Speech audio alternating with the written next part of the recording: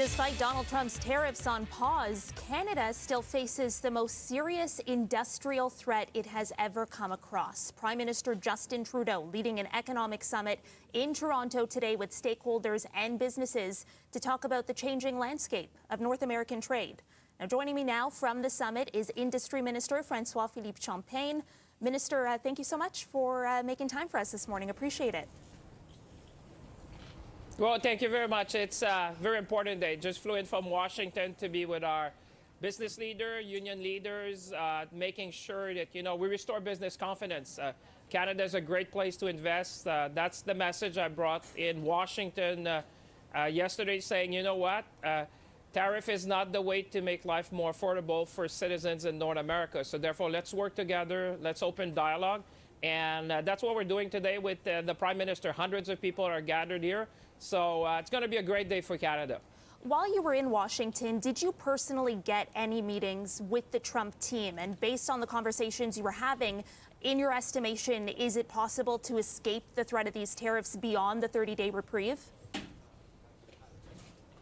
Well, we met a number of people. We met senators, business leaders. What I can tell you is that the tone has changed. People in Washington understand that tariffs would indeed, as we've been saying, would disrupt supply chain, make life more affordable, would have consequences for American. The message we've been bringing for months now, I think is being heard. Now it's U.S. CEO, U.S. business leader. You may remember the governor of Kentucky who said, what's going on? Farmers in Kentucky are being affected. Distilleries are closing. Hoarders are shutting down. He said, I thought this was about Canada. Why is now Kentucky having to suffer from this threat of tariffs? So I think that the tone is changing, and that's a good thing because, the Americans are always going to be a great trading partner. The rules of the game have changed, so that's why today it's going to be about how we diversify our economy, our industry, our export, how we make sure that we invest in our business to be competitive, to invest in automation, robotization. Canada has everything to succeed. We are a big magnet for talent. We have very large ecosystem. We make planes, we make cars.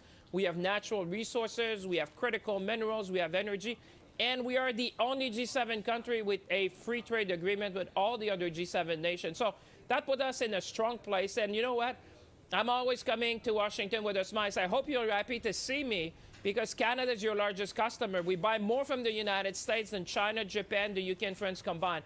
So it seems that the message is getting through. But you know what? No one has a crystal ball. What we can do is to redouble in our efforts to make sure that everyone understands that we're stronger together, that we need each other to have prosperity, to create jobs. And that's the message we're going to be bringing here in Toronto, but also across Canada.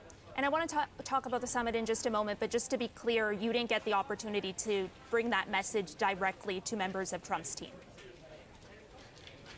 No, I was in Congress because, some of the colleagues have not yet been confirmed.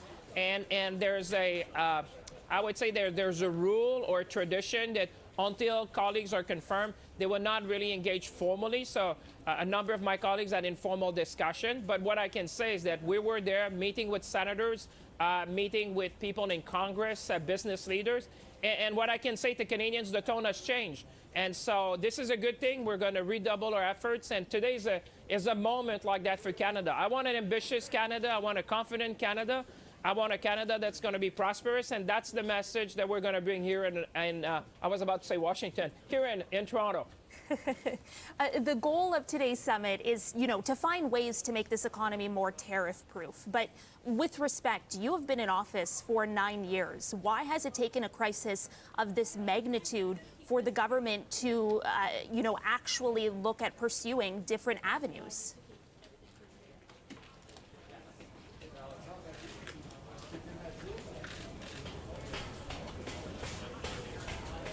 Minister, just want to make sure. I'm afraid I've lost you. Can you hear me, Minister? I think if you can repeat, that's going to be easier. I'm afraid I lost you. For That's sure. The pleasure of direct TV, The joys of live TV. I just wanted to ask you, you have exactly. been in... No, but I hear you now. Go ahead. You have been in office, respectfully, for the past 9 years. Why has it taken a crisis of this magnitude for your government to actually pursue other avenues when looking to diversify trade? Like this summit arguably should have happened 4 years ago. Well, I think we need to do that all together. I think the rules of the game have changed. This is Canada's moment. I'm reminded a bit like what in 1945 with C.D. Howe, when we rebuilt the industrial landscape of Canada. This is one of these moments where, you know, things that may have seemed very difficult to achieve now, Canada's coming together. You see hundreds of people here with the Prime Minister. The rules have changed, and so Canadians understand we need to bring our resources to market. We need to diversify our economy. We need to make sure at the same time that, you know, why not about a Canada First procurement policy, you know, making sure that in what we procure as governments that we give preferential treatment to Canadian businesses.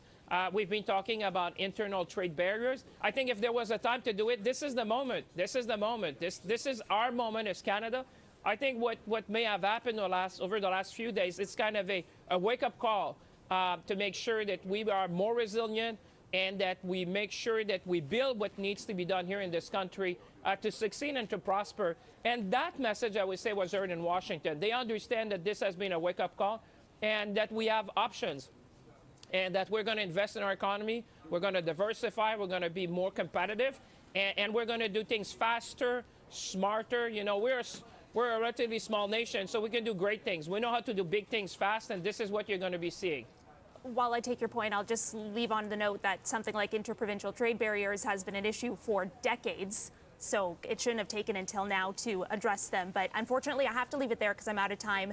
Minister Francois-Philippe Champagne, really appreciate your time this morning. Thank you for the conversation. Thank you for having me for breakfast. Enjoy. Have a nice Champagne for breakfast. Have a nice day. Thank you, everyone. Thank you.